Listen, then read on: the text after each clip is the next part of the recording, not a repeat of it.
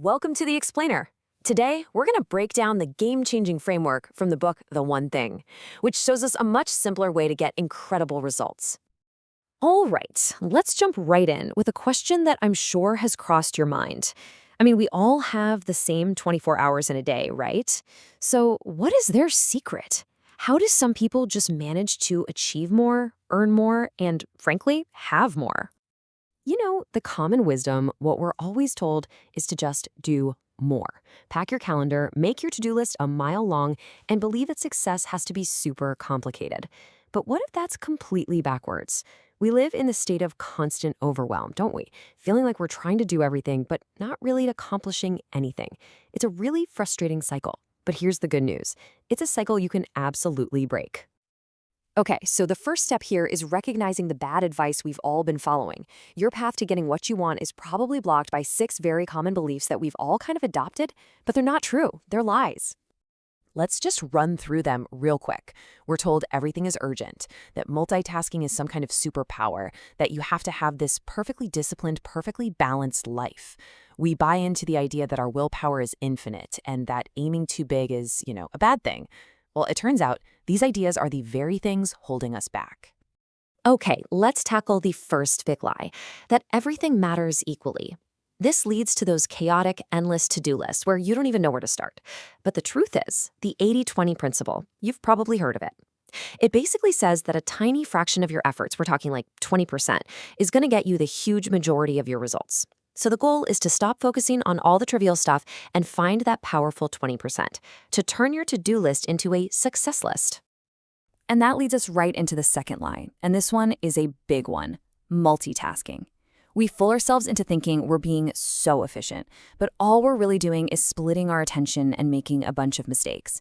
In fact, some researchers say that we get interrupted every 11 minutes and spend almost a third of our workday just trying to get back on track. The hard reality is you just can't do two important things at the same time and do them well. So, if doing more and trying to juggle everything are just lies, what's the truth? Well, it's actually the complete opposite. To get those extraordinary results you're after, you have to go as small as you possibly can. It means ignoring all the things you could do and focusing only on what you should do. And the best way to understand this, to really get it, is through the domino effect. And listen, this isn't just some cute metaphor. It's a real-world physical principle that has huge implications for how you should be thinking about your goals. Get this. Actual research from the American Journal of Physics back in 1983 showed that one single standard-sized domino has enough kinetic energy to knock over another domino that's 50% larger than itself. This creates what's called a geometric progression. Just imagine that first tiny domino you tip over, eventually toppling something absolutely massive down the line. The author of the book, Gary Keller, he lived this. His company was literally falling apart. A coach told him he only needed to do one single thing: find 14 key people for his team. So Keller actually stepped down as CEO and made hiring those 14 people his only focus. The result? Almost a decade of insane, explosive growth. He found the right first domino to knock over. Okay, that's a great story, but how do you find your first domino? How do you figure out that one critical priority day in and day out? The answer, thankfully, comes down to a very specific tool. And here it is. This is the focusing question. It's so powerful because it's designed to slice through all the noise and force you to pinpoint the one single action that's going to create the biggest ripple effect. It's like a compass that points you straight to your most important task. So how does this actually work in practice? Well, it's brilliant, really. It acts like a bridge, connecting your biggest, most ambitious someday goal all the way down to the one thing you need to do right now. You start with that big dream, and you keep asking the focusing question to work backwards, from 5 years to this year to this month, all the way down to this exact moment. All right, so you've used the question, you know your one thing. Awesome. But how do you make sure it actually gets done amidst all the chaos of life? You need a system, and that system is time blocking. And the system is pretty straightforward. You block out a minimum of 4 hours. 4 hours every single day, ideally first thing in the morning when your focus and willpower are at their peak. And you dedicate that time exclusively to your one thing. Think of it like a critical appointment with yourself that you simply cannot cancel.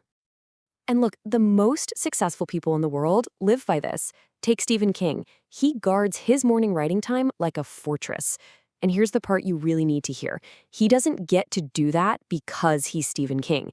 He is Stephen King because he does that. He protected his one thing long before anyone knew his name. So I want you to think about this for a second. Take a hard look at your own calendar. If it was on trial, what would it say about you? Would it convict you of being focused on your one thing? Or is it just filled with everybody else's priorities? Let's wrap this up with a story that just perfectly nails this entire idea. There's this father, right? He wants a little peace and quiet to read his paper, so he tears a map of the world out of the newspaper and rips it into a bunch of little pieces. He gives the pieces to his son and thinks, this will keep him busy for hours. But just a few minutes later, the boy comes back with the map perfectly taped together.